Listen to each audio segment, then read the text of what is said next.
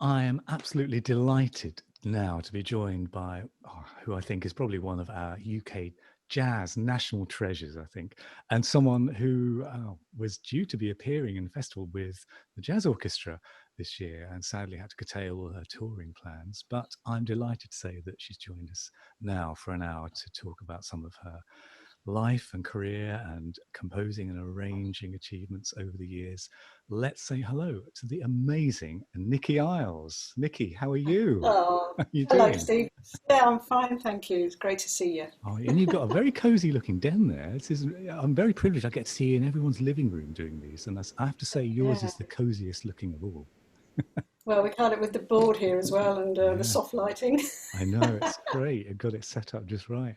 And what I was kind of thinking earlier when we are kind of talking to a lot of artists that remembering, because we're 25 years old this year, remembering the very first jazz festival. There's quite a few artists who appeared on that very first lineup, including yourself. Because I don't know if you remember, Nikki, I've got the very first flyer here, and you were due to play on the. I don't know if you can see Ah, that, the Nikki Iles group. There you are, and you were playing. I gosh, think you had Mike, Andy Schofield, I think probably Steve Brown and Matt Miles in that band, that possibly. was even before printmakers. Yeah, Yeah, absolutely. It was yeah, 96, that was. I remember And that. if I can, if I just share the screen, I think I might have a little picture of you at the keyboard, which might shock you. Can you see that, Nikki? I don't know if you can see that. Oh, no. Oh, Oh, you maybe I can't should. see that. The viewers can see it, but you can't. But that's Oh, you. God, look at you. Oh, Oh, my God. Well, it's like a haircut in lockdown. and there you are playing with Mike Hall's band. I think a Oh, couple yeah. of years later. Look how young Mike looks. You got Is Pat that Errol Illingworth. on drums? I think it's Pat Illingworth actually. Oh, Pat, yeah. Yeah, yeah, and Matt again. Yeah, and there you are. They're looking very Gosh. concentrating at the piano there, Nikki. So, and I have to say, you don't look any older now. What are you? What if there's any testament that jazz piano playing keeps you looking and sounding young? It's you, because you still look exactly the same all these years later. So Oh, you've obviously had a great musical life so far because it's kept you really energetic and really productive. So yeah. Well, let's talk. We were gonna see you with your jazz orchestra, weren't we, at this festival? yeah. And you were on a series of dates. So I mean, tell us a little bit about what was supposed to happen with that band, because you did a couple of gigs with it, didn't you? Yeah, it was well, Kim Macari Stone at the Vortex Yeah, kind of encouraged me about 2 years ago to I mean, she knew I loved writing for big band, but most of the stuff I'd done before were commissions. You know, for I did the London Sinfonietta and Nijo and various bands, and but never kind of got it together because been busy with other things. And she said, "Right, here's the date, off you go." So the first gig we did, which was great, got it up and out, and then it took another year, the Vortex, to then say, let's do it again. And by that time, we'd already sort of organised an 11-day tour, actually, yeah. all Wow. over the country. Quite a few in the north as well, which was Yes. great. Yeah, But yeah, unfortunately, like yeah. everybody, it's but the promoters have been fantastic. So it looks like we're going to try and do as many as we can. Oh yeah, I think everyone really wants to see this and have it at a gig near them, don't they? So I'm sure as soon as things get back on the road, we'll be hopefully be able to see the full belt. And just remind us, Nikki, how many people are involved in that project? There's 18 people, so 18. it's a So that's kind of normal, you know, big band lineup. format. Yeah, Yeah, but with yeah.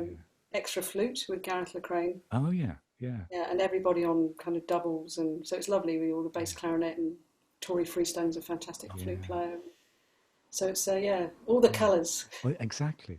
And this is really about you exploring your arranging and your kind of compositional textures for that big band format, isn't it? Mm, yeah. Yeah, yeah. And you, I suppose, I mean, gosh, having listened to it a little bit, maybe tell us a little bit about how you got up to that point, because obviously you've worked in so many different sizes of ensemble with so many amazing players, from Stan Saltzman and Tina May, Foolish Hearts, So this is your first big, big job. Is this your first big kind of ensemble under your own name, isn't it?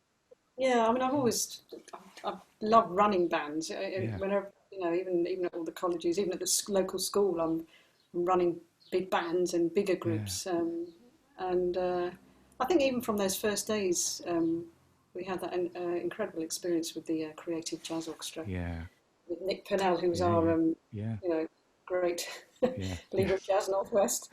And you can't sort of underestimate the power of that, being put into that when you're younger, Yeah. and having those opportunities. I mean, it was Yeah. just amazing. So I think Vince Mendoza before he was famous, so that was a big band. Yeah. Kenny, big band. Yeah. Mike Gibbs, even Anthony Braxton. Anthony Braxton. Yeah. Kind of Yeah. experience. It was amazing. So Yeah. it was interesting. I mean, they're all big characters, big Mm. individual voices, and that kind of, I think, affected all of us. I think Yes. about Andy Schofield's running the big band in Yeah. Prague now at the Dry Dock, Mike writing his Yeah. larger things, and Yeah. And um, specifically having that kind of direct contact so early on in your career must have had a quite profound impact on you, on where you then chose to go with your playing and your composition, and what projects, and also maybe which musicians you wanted to get involved with. yeah, absolutely. I mean, there was a sort of core, I suppose, for me. There was some significant relationships. Obviously, Richard, ours, the Yeah. Eminon group, Yeah. and that was with Mike and Ian Dixon and Errol and Gary Culshaw. Yeah. And I think that was a really important band for me. It was everybody was encouraged to write, and finding like-minded people to work with. You kind of had similar experiences, like similar things, but maybe come from totally different backgrounds. It's really an important time. And Steve Berry coming up Yeah. north. So I had to go over every Friday Yeah. with the parts with Django written. And, that was with Pete Fairclough, and that was Yeah. an ear-opening, eye-opening experience, and trying to find where you fit in with all that. But the thing that was great with all of those people, and still those people, the people I still work with, there's a kind of openness, and it's anything goes in a way. We're not pigeonholed to certain music, and I think that's probably for me.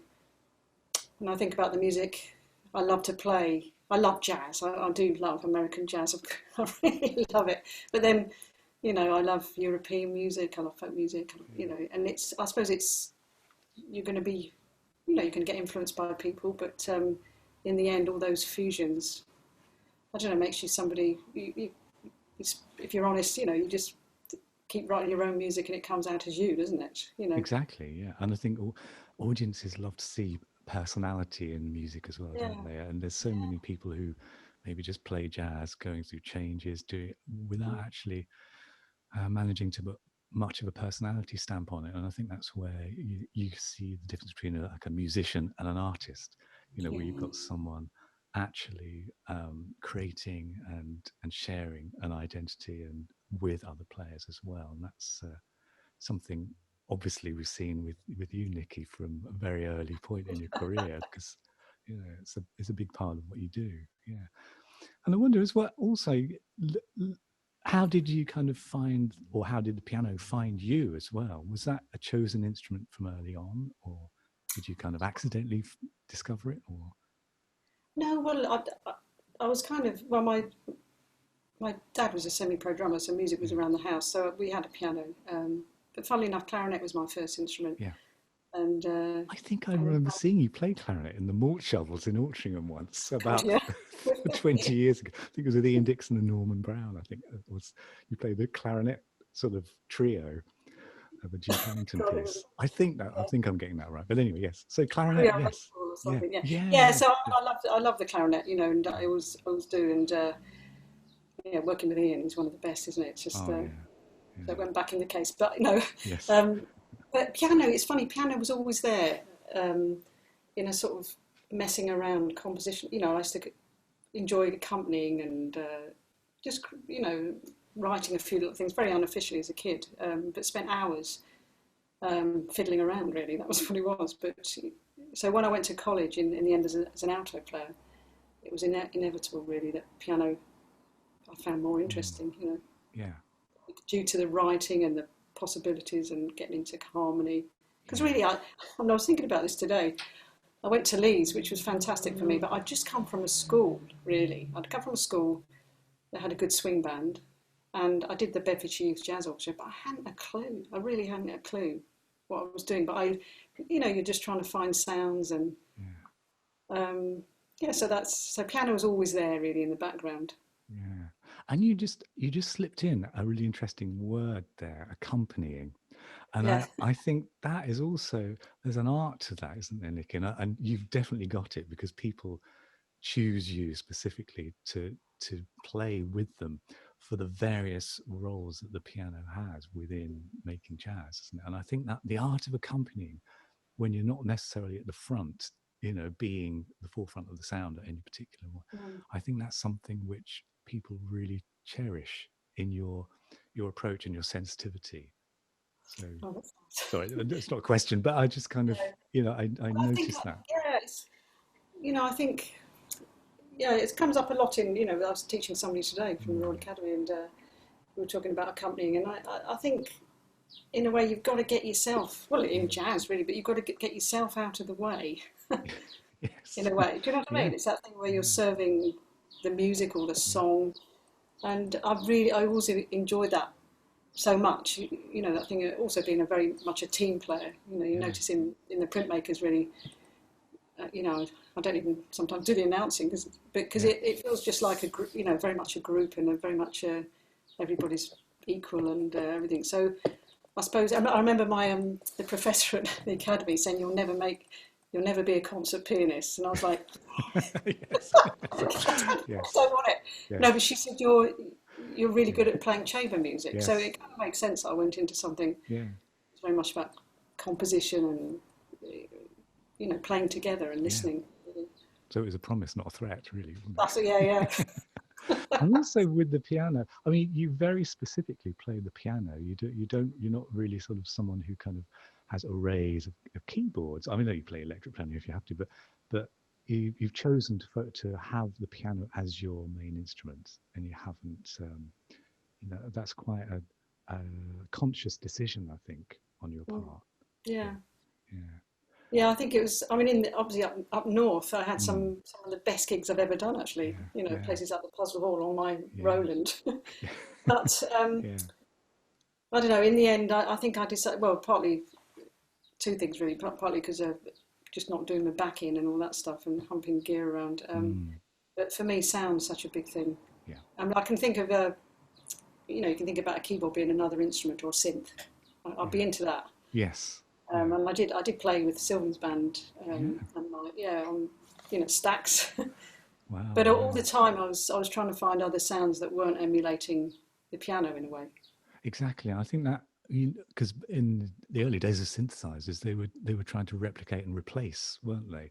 But Yeah, now I think now we've got to a position where they're making their own sound as a separate instrument. I think there's yeah, much yeah, more interesting creativity going on with them, isn't there? Yeah. Yeah. yeah. And you also No, sorry, Nikki. no, go on. No, you just mentioned the printmakers there, which I think a lot of people will be really interested to hear you talk about, because perhaps it's one of the bands that in recent years people have seen you most with, Mm, with amazing people in that ensemble like Norman Winston and Mike Walker again, mm, and that's a lovely. It's a six piece, isn't it? But it's a yeah, lovely kind of forum for all of those musicians to be themselves, as we were mm, just talking about, and yeah, sharing that music, and mm, and the whole thing being so much more than the sum of its parts, isn't it? I think. yeah. Yeah. Absolutely, and don't forget, Steve, you were the one who Oh, was it my fault? Sorry. it's not fault that we got together. We need enlightened Oh, promoters like Steve. oh, um, yeah, well, no, I mean it. But yeah, I've always, and well, as long as we can go on doing that band, yeah, for me, it's always going to be there. It's something. It's yeah, almost like a touchstone. Um, Coming back, and we've got quite a big pad, and some tunes we've had. We were just about to do a few gigs actually with the mm, lockdown. But everyone's going off doing other things with other people as well, and I like that too. yeah, That we don't do one intense block of touring. That's it for a year, or yeah, yeah, so it feels like it's ever sort of evolving, and it's a sort of group. We don't rehearse, yeah. so it's just coming and It's more like a family reunion kind of thing. flying by the seat of your Yeah, pants. yeah, Which again, I think it's a great. I love having that, because some bands, it's obviously the music needs rehearsing, but yeah.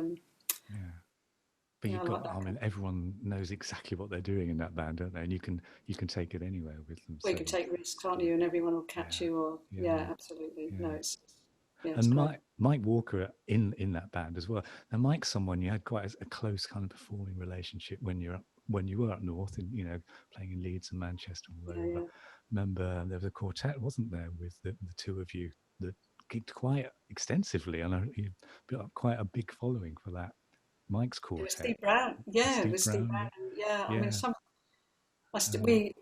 I see Steve quite regularly with Dave Green and yeah, Karen Sharp's band, and we often talk about those days at yeah, Puzzle Hall. And some of those gigs there um, were some of the freest thing. Do yeah, you know what I mean? Because yeah, it was young and that, yeah, you play a tune in a very maybe traditional way, really swinging away, and then it would suddenly go off on a. yeah, yeah, So coming to London at first, I, I sort of struggled with finding people that I could do that with in a yeah, way.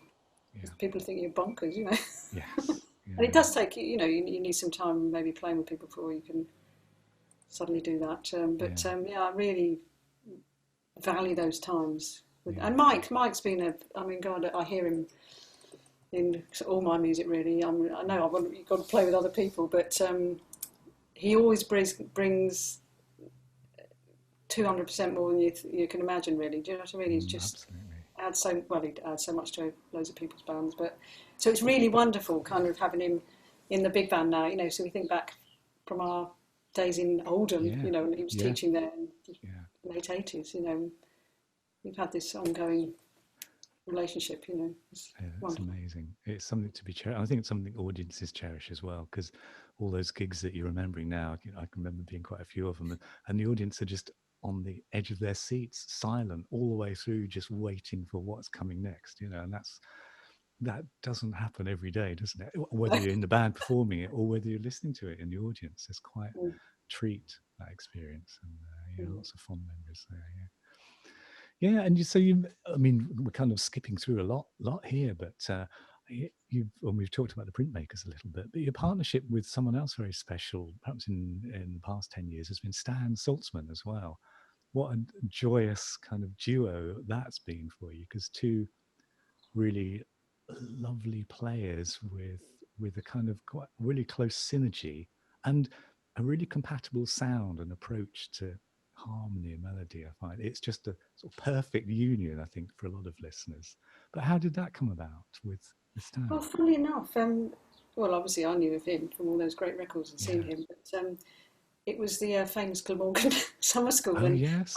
I Wow. think all my first kind of Yeah. people in London that I met were in from having a blow in a practice room after teaching, Yeah. Yeah. and Stan was one of them. He said, "You fancy having a blow?" And then this was 1994, and Wow.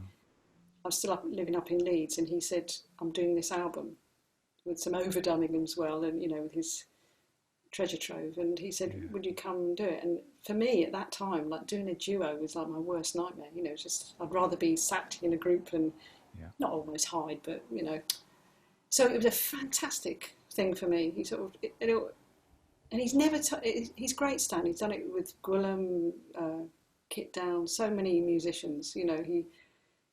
One of those. It's like the old apprentice thing where they don't tell you how to. I know he's never told me Yeah. how to play ever, apart Yeah. from saying you don't have to play before we'd even played. Yeah. Don't feel you have to play walking bass all the Yeah. time. Yeah. He said, "Your time's good. Do whatever you want, but don't feel."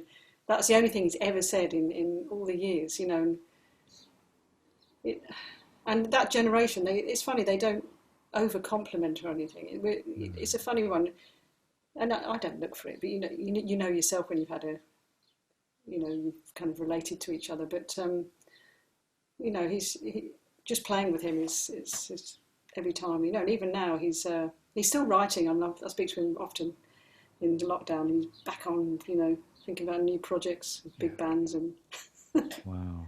That's But amazing. Yeah. he's just he's deep in the music, and in jazz as he's Yeah. almost like Joe Henderson of Yeah. our country. But then you hear him with there's a new album out actually called Double Exposure, which Yes. is a duo with John Taylor that never came out. Wow. And Wow. my God, Amazing. Stan on clarinet and flute is Wow. unbelievable. Oh, that's something to really look forward to hearing. I haven't heard that. Yeah. Gosh. And you also had a couple of piano trios as well going as well. And that, wonder if you kind of, I mean, the piano trio format, it's done so much, isn't it? You know, Yeah. how did you approach doing that differently? Or didn't you? Did you just think, you know what, I want a piano trio to play my music? And Yeah, that I yeah, think I wasn't trying too hard to, yeah, you know, yeah. that's probably me. You just want to do your. I mean, the first one was with two Canadian friends I Canadians, met. wasn't it? Yeah. Yeah, Okay. and Yeah. yeah, and that was playing music I love. So some standard, some. I mean, it was a thing where we weren't going to rehearse a lot, but just wanted to. So some music I loved, you know, of English music and some of mine. Mm. And then the one with Jeff Williams, Oh yeah. I met Rufus Reid when we were writing.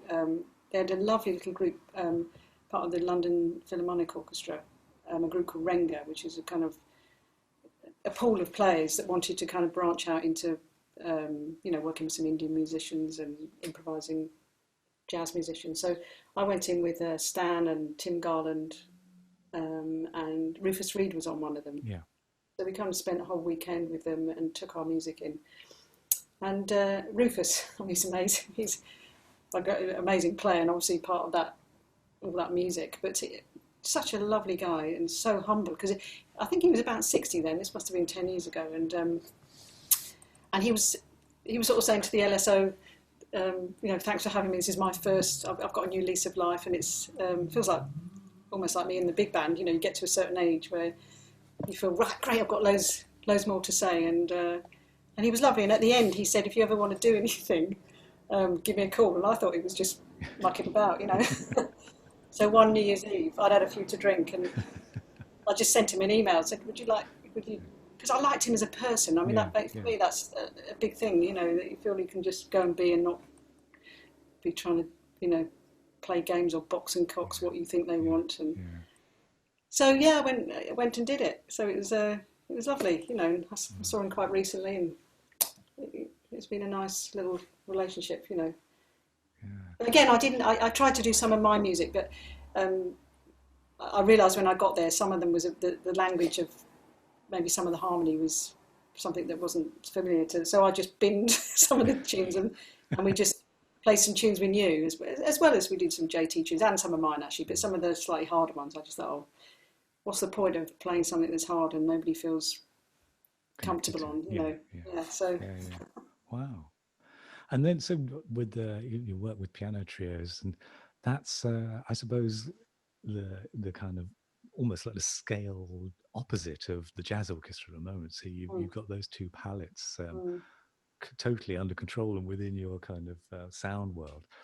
How did we get to? Well, we've talked about how you got to the jazz orchestra, but how did you, I suppose, bring your approach to harmony at the piano to the jazz orchestra? Was that an easy transition for you, or did you? Well, I suppose it's been quite, not experimental, but, you know, there's sounds I love, you know, because I love Fat Jones and all, you know, even back to Basie and the more, and Kenny, of course, and I'm massively into Bob Brookmeyer. This is my lockdown session at the moment, which I've kind of slightly missed him, but I suppose I have sounds that have come out of maybe being here, you know, and some of the classical music I've played, and I've wondered how I can, you know, transmit that to the big band. So some things have been commissions, which has been great, but you sort of have to slightly write for the people you're writing for. Yeah. You know, the one I did for Tim Garland, there was no piano and it was a smaller band, and so I've kind of gone back to some of those charts and fleshed them out. But I've used a lot of different, maybe some colours that you wouldn't see. I mean, Stan always used to say, "Don't get anyone to bring any doubles." Right. People get a bit fed up of carrying, you know, clarinets, but then I thought, no, I've got to find the people that enjoy playing that, you know. So maybe it's not the session guys that you might have, you know, got different kinds of people that enjoy playing flute and clarinet and bass clarinet. Yeah. Yeah, so achieve that. Yeah. yeah, it's sort of work. I think I'm still in the early stages, I suppose, in some ways, but I'm definitely on the newer pieces, trying Yeah. sounds, you know, branching out a bit. Yeah. Yeah. Well, yeah, I mean, you're sitting at the piano there, Nikki, and there's a tantalizing piece of sheet music on the piano behind you, and I'm not sure whether that might be something that we could hear. And we just thought it'd be really lovely to get a little bit of an insight into how you approach, either orchestrating or Yeah. arranging or a piece of that scale. And I think you've offered to kind of have a look at one of the pieces called Well, Wild yeah, Oak. I could Is it? just say, I'll tell you a few bits Yeah, about. absolutely. Uh, yeah, this was a piece. Actually, Nigel commissioned it Yeah, initially yeah, with people like Tom Barfoot and amazing players in there. And it was part of an album that it's coming out quite soon, actually, yeah, featuring women um, musicians, so yeah, writers. Or yeah. Norma's on it, and there's lots of other great ladies. Yes. And so I wanted to. I thought, right, I was thinking about how I could write it, and I saw Jerry Allen had passed away a year or two Mm, before that, who mm, was one of my heroes. And it's funny, she's kind of so underrated. I'm not sure why, yeah, because she kind of has been influenced all the Craig Taborns, Aaron Parks, all these people, yeah, and this postmodern piano. And she's so strong. yeah, Maybe it's because you can't categorise her yeah, in a way. yeah, Do you know what I mean? I yeah, think yeah. sometimes you can't put her in a box. But anyway, I thought, right, that's going to be my uh, Your inspiration, your inspiration, and dedicatee. Yeah, yeah, yeah, that's it. yeah. So, and I was trying to think about the things. Obviously didn't want to copy her sound or anything, but I was thinking about the first tune I ever heard, which was on an album called Etudes with Charlie Hayden and Paul Motion. Oh A yes. great Yeah, trio. yeah, And yeah, Lonely Woman, the Ornette yeah, Coleman tune. yeah, Oh, and yeah, it's all based around this drone of a D pedal. yeah, So that was one of my ideas. I didn't want to start, because being a piano player, it's very easy just to go in with chords, and sometimes those kind of parameters, stopping yourself, yeah. um, it makes you write in a different way. So the actual main tune, there's an opening. I wanted some slightly darker chords, but maybe not hers, but Mike, and only in a very restricted thing of only 4 notes. So I was kind of, again, putting parameters on it. And the opening would be on. Well, we might hear it later, but it's Mm, much more the woodwinds and trying to take the thing on a bit of a journey rather than yeah, just the traditional head solos, yeah, backings. yeah. So it starts with this opening that then kind of goes into this D pedal, into a more up-tempo thing, and just a line. Mm, And again, I found it really, it's very easy to think, right, I've got 18 musicians, yeah, in they go. yeah, And yeah, most of my charts I've gone back and taken out, like especially in those opening, unless you're going to do a kind of great big, tutti at yeah. something that's going to unravel, go back and, maybe just 2 instruments. Less is Um, more. Yeah, Less yeah, is more. So yeah, that's been a good process for this. And I mean, I'll play a little bit. yeah, I'll come back to you. Is that okay? yeah. Absolutely. Yeah, I hope you can hear it.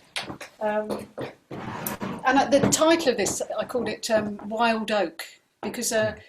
for me, Jerry Allen's, her playing's really rooted in the tradition. So you really hear that kind of rootsy thing. But on the Mm. other hand, it's it's very forward, it's quite free and open. So that's what that Lovely. is. So this opening Yeah. literally just starts with a Les Dawson moment. Yes. To just get this, just from the piano on this B flat like this.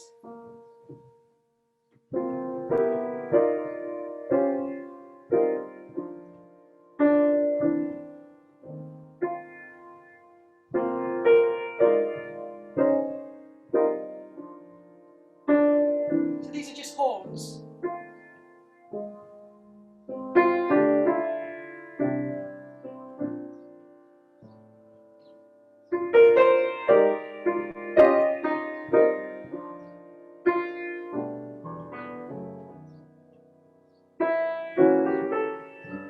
And the rhythm section come in.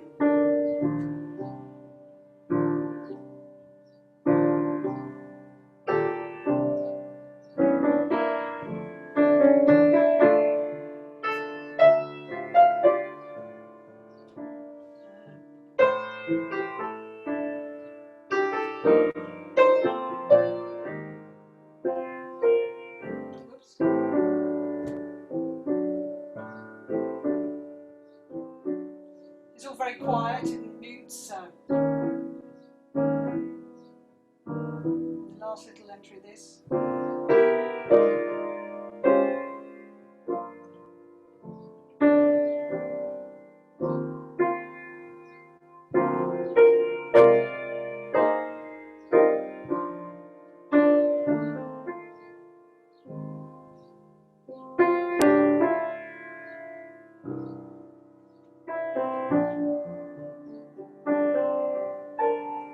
That's just the kind of opening, all, you know, mute. So I'll just play a little bit of this. So the next bit is just, again, I wasn't going to go straight into the tune because I'm still kind of keeping you keeping you back. So it's just literally the bass, and I wanted just some splashes of paint to really colour. So it's just piano on this. I don't know if I can play. And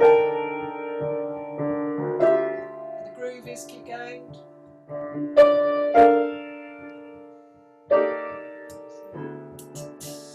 Go straight. All the flutes in there now, tin mutes, so it's still kind of brewing.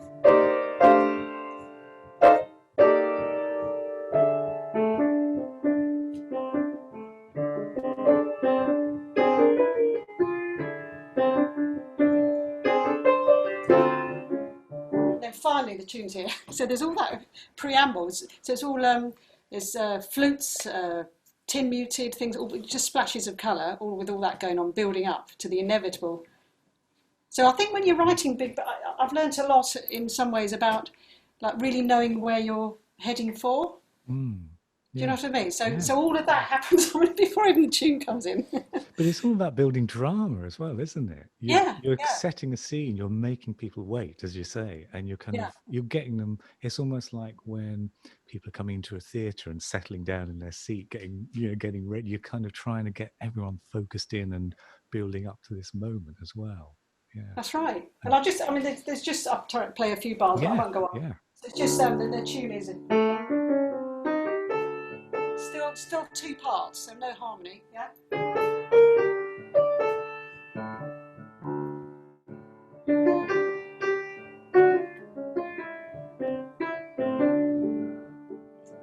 And then the tune comes again with some harmonies. Still nothing about chords yet.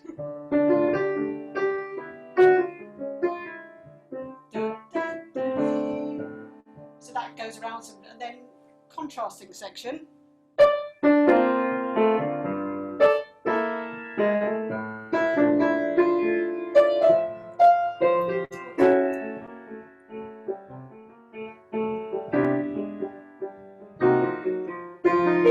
The band's building up.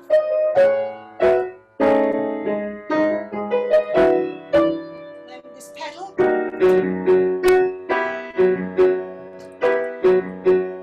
And then a big, I can't play, whoops. And the full. So that's where we're kind of heading for. Do you see what I mean? Sorry, I can't do the whole big band. Yeah. And then after that, we just go down much. There's another little bit which has loads of stops with drums, and I layer that up, and then finally we go into the solos.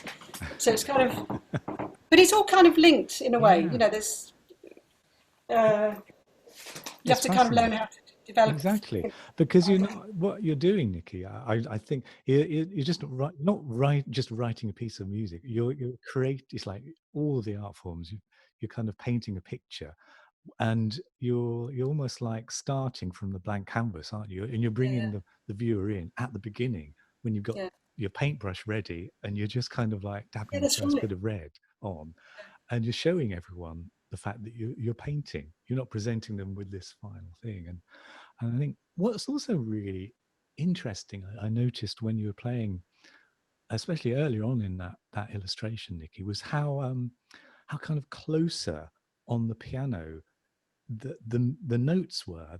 You're not flying around all over the piano being pianistic. It's actually the sounds are all coming from quite a limited range, aren't they? Oh, I mean, not limited is the wrong word, but a kind of a kind of set of notes that are maybe only a couple of octaves from one end to the other. Well, in a way, even being a piano player, I sometimes, you know, I often talk to students about thinking about not thinking in terms of piano. Do you know what I mean? Yeah. About Writing lines singing in your out. head rather than on your instrument. Yeah, yeah. Yeah, yeah. But it's funny. I think for me, um, you know, getting inspired by other things other than music has always got me going Mm, more to get ideas. You know, just visual things or um, mm, like I had. I just put a score in at the international. What do they call it? The International Society of Jazz Arrangers and Composers. mm, They were calling for scores. This COVID thing. It was mm. on the first Yeah, week, yeah. and I got one of the commissions, which is great. So, Great. and I was trying to think. I didn't want to have anything depressing, but Mm, I've done something. I've written a piece called "The Cage Bird," and it's been good. Very very quiet and intense. I mean, it does go. It has a bit more of a shape later, but that whole thing of quite clustery chords, moving quick with brushes mm. in between, quite a fast swing thing. You know, imagining being stuck, and it came much quicker than thinking Yeah, I'm going to write a 16-bar thing with all yeah, these slash chords. yes. Exactly, yeah. So yeah, Mm, it's good to get out of the just music box for mm, inspiration in a way. yeah. And then, of course, the piece that you've just kind of brought us into there, Wild Oak, that then translated to an orchestral piece, didn't it? The Yeah, jazz yeah, orchestra piece. yeah. And I believe, have we got? I think we've got an example to listen to, haven't we? Of Yes, it's that actually piece being Nigel. played. It's Yeah. the only So the but National so Youth Jazz far. Orchestra recording of this piece, which I think Yeah. Nikki's now able to set up for us to have a listen. So you might be able to talk us through some of the previous examples, how those are then reflected in in the kind of textures of the instruments as well. Yeah, So absolutely. I'll just give you a few minutes to get these. that's okay. So we've got a French one.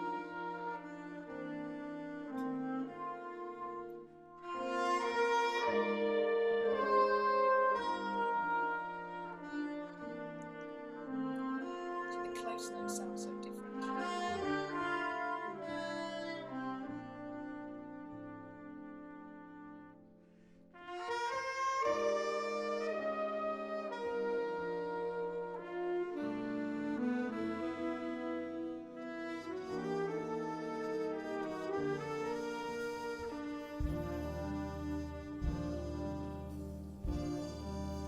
There's a little bit of colour from here.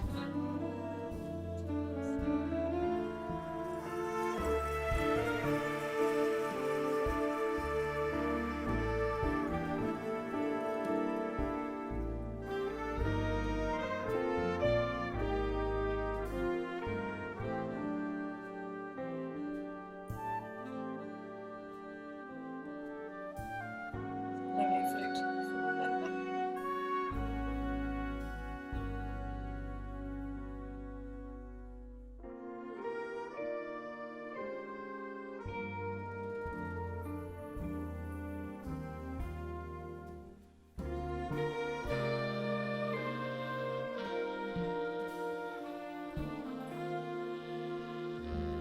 Space clarinet.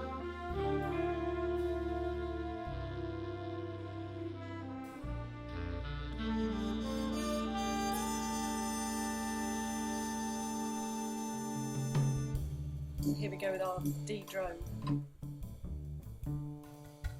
Splashes of colour.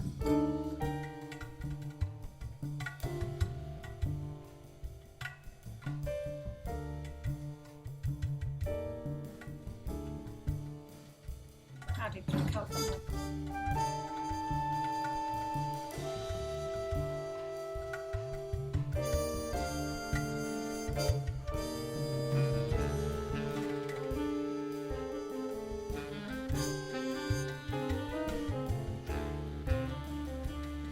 Here we go with the tune.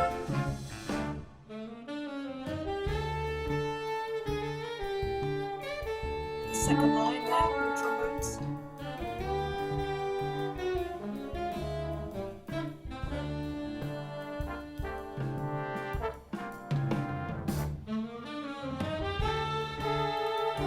Slightly more Getz.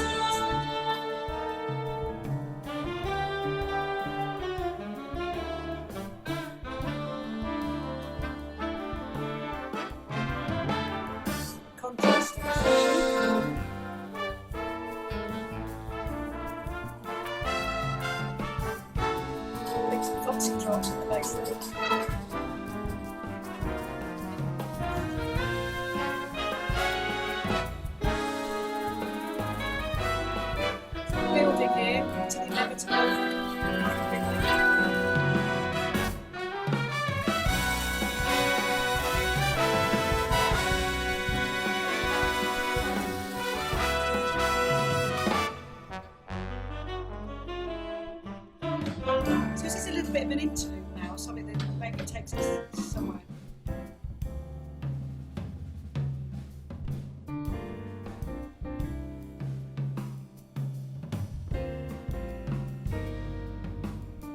Same progression, but adds the trombones and bass clarinet.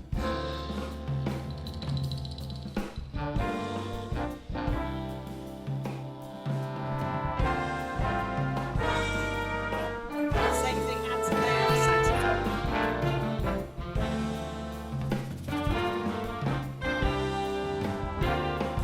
Building, finally trumpets, another melody.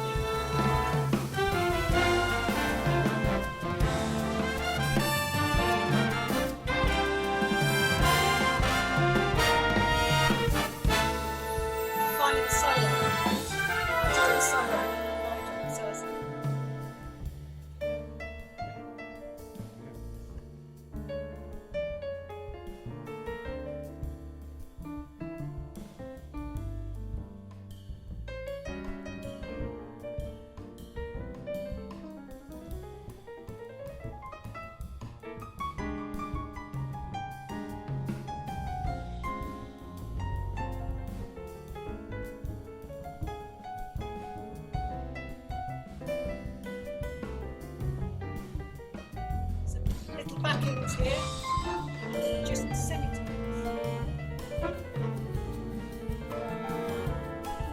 Last phrase.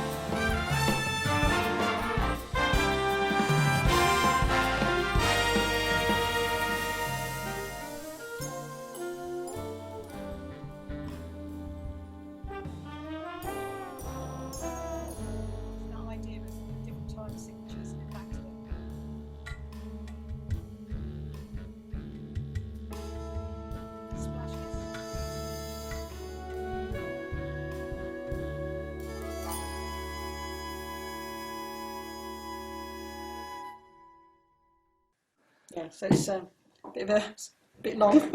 No, but that's amazing. Just to hear the kind of when you're listening to a piece of music, you never have the chance to have a talk through of the creator of that kind of bringing out those different textures and the ideas. So it's such a privilege for us really to have the first hand, all those details being brought out, and you can hear.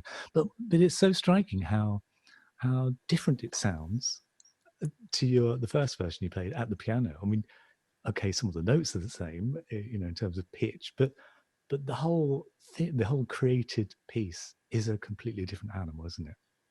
Yeah, sound waves in the room, isn't it? Yeah, And kind of resonance of instruments. Yeah, it's yeah, amazing. It's funny, the things sometimes that you write on piano that you think, God, that sounds a bit out there. You put it onto the instruments and it sounds quite normal. I mean, or the other way around. Do you know what I mean? It's really fascinating because this yeah. is why I wish in this country, maybe I should do it in my old age or something, but I wish there was a kind of almost like a vanguard band or something, or an arranger's Mm, orchestra that you could come and try things out as yeah, kind of slightly experienced writers. Because even us, Julian Seeger was saying the same, we've all done tours, but it's all by the just trying it and then you've got a gig rather than exactly. actually going back to the drawing board and having a few goes. But, Yeah, it does make you kind of produce and you can tweak as you go and you learn a lot. yeah. Because it is so hard to get those numbers of people together, isn't it? And the whole Yeah, economy of it, the practicalities, and I even know. just one rehearsal, it's quite an Mm. investment of people's time. So it's even more incredible that things sound as amazing and polished and creative as they do, when you're listening to the music on that scale. Or when you kind of look at the potential barriers to it happening. I know, yeah, and imagine after you've been on the road a few days. I Yeah, mean, people get it together, but then you go to another yeah, level, don't you? When yeah. you know what's coming up. Yes, exactly. Yeah, yeah, yeah. And It's another an interesting thing, when during the piano solo in the orchestra's rendition of that, where you were kind of reversing the role of the accompaniment that we were talking about earlier, right at the beginning, approaching the piano as an accompanying role. You yeah, had then the horns accompanying the piano that's right. Yeah, solo, yeah, didn't you? You pointed yeah. that out. Yeah, which Well, is there's actually one of the tunes, another tune I've written, where I've actually got the piano and guitar playing the mm, whole tune, and the 18-piece big band are on the. It's all on kind of bass clarinets, but it's a bit like Speak Like a Child. yeah, The yeah, Herbie thing where the tune's on the piano and everybody else is. yes, Yeah, yeah. And you've of got to course, rethink them. Rethink the exactly, turn it on its instrument. head. Yeah, Yeah, yeah, and I mean, let's remind everyone what you started out talking about, the Ornette Coleman piece, which was just that's right. built on a drone. So when you kind of think about inspirations for things, which can often be very abstract and removed Yeah, yeah. from the piece of work that eventually gets created, that it's inspired, and because we've probably all, 15 minutes after you mentioned that, we've forgotten about that inspiration, and now we're looking at the final piece and the detail and the texture and the layers and the energy in that Mm. you were talking earlier. Actually, it all came from that one, the drone piece that That was Jerry. the start of the whole thing. Yeah, Yes, yeah, it's amazing, isn't yeah, it? And you would yeah. never know about really. No, no, it's Yeah, good, isn't it? Just to, yeah, it's okay to be inspired like that or absolutely, influenced, yeah, isn't it? yeah. Yeah, And I think that when that's part of full creativity, isn't it? You yeah, kind of borrow a bit and then you put your stamp on it, and it becomes, it has a life of its own that's right. and Yeah, own thing. But yeah, that's amazing. So that's an example of one of the pieces that the orchestra now has in its repertoire, isn't it? that's And right. Yeah. how about the others? The others are mixtures of your own compositions and arrangements, Well, all just of for the them are jazz mine actually. orchestra. Apart Wow, yeah, from yeah, yeah, apart okay, from although I've now written a new one, so one of yeah, the ones that aren't mine might get binned. yes, But I do two non-original ones, and they're definite reasons why I picked them. And one is a quite wild version of "Do It Again" by Fred oh, Sturm. I don't know if you oh, know Fred Sturm. He's a amazing arranger from America. wow, yeah, He's just died actually recently, but it's a like burning. It's on wow, the video in the concert that we're broadcasting through you. That's on there. Mike, yeah, roaring. But it's that one because I love Steely Dan. yeah, yes, And Mike introduced me to Steely Dan when I was in yeah, Manchester, and it's passed through to my kids and the school bands and everything, and so that's in there. And also a piece by Vince Mendoza called Hero with a Thousand Faces, which we played with him in that Creative Jazz Orchestra. Yeah. So I just fattened up his arrangement. He got a small arrangement with French horns, actually. So we do that. Really, for me, it's for old time's sake, and I just love that tune, you know. Well, I was going to say, and it all sort of sits in there. Yeah, you've got so much to draw on in terms of the history and the playing experience and the people that you've worked with. I mean, how do you choose for a start? You know, you've got so much, not just repertoire, but people, the players, you know, that you could draw from as well. I mean, that's... Yeah. I mean, it was, in a way, again, it's that thing where you can get a session band, you know, great players. But I really wanted people that have been in my life from the start, and new friends. I mean, Henry Lowther's 76, I think, and Harry, who's a northern lad. Yes. Harry went to Chats. He's about 19. He's in the academy playing trombone. Yeah. But Andy Schofield's coming over from Prague. Great. Yeah. Karen Sharp from my days in Manchester on baritone, and lots of, and Nick Smart. So it's full of friends and people that mostly know my music really well. Steve Watts, and the only new person really for me, because Martin France was going to do, but he couldn't. He was on tour with something else, so I had to cover half the gigs. It was Ian Thomas, who was absolutely brilliant. Yeah. So he's become a new friend, and I mean, he did such a great job, you know. So it's good. And it's obviously really important to you because you teach as well.